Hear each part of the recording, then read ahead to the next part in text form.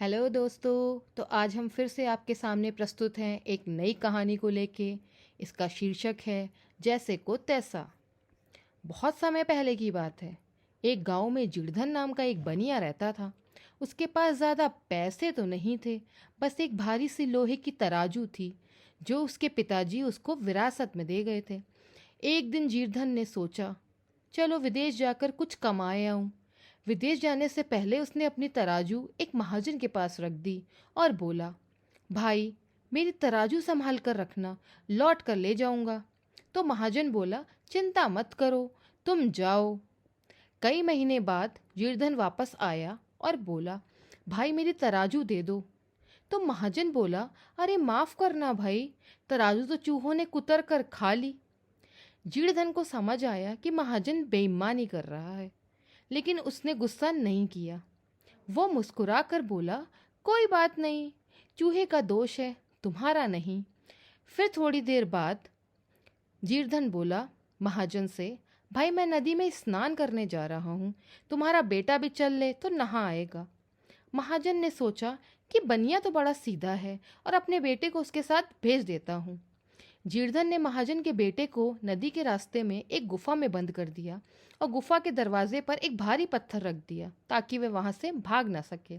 फिर अकेले जिड़धन महाजन के घर वापस लौटा। तो महाजन ने उससे पूछा, मेरा बेटा कहाँ है? तो जिड़धन बोला, अरे उसे तो चील उठा कर ले गई। तो महाजन गुस्से से बोला, क्या?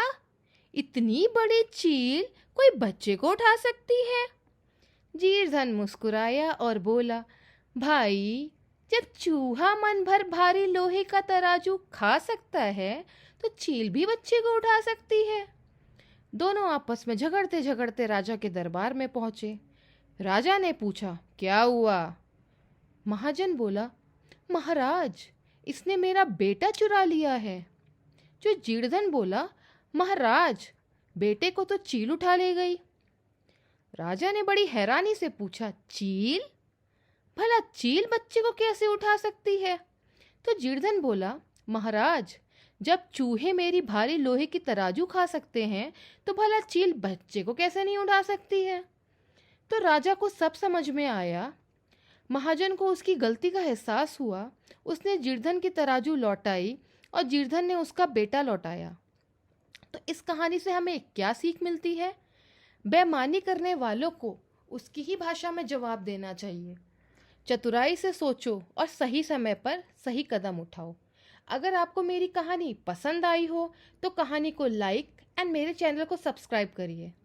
मिलते हैं अगली बार कुछ नई कहानियों के साथ। तब तक के लिए टाटा, बाय बाय।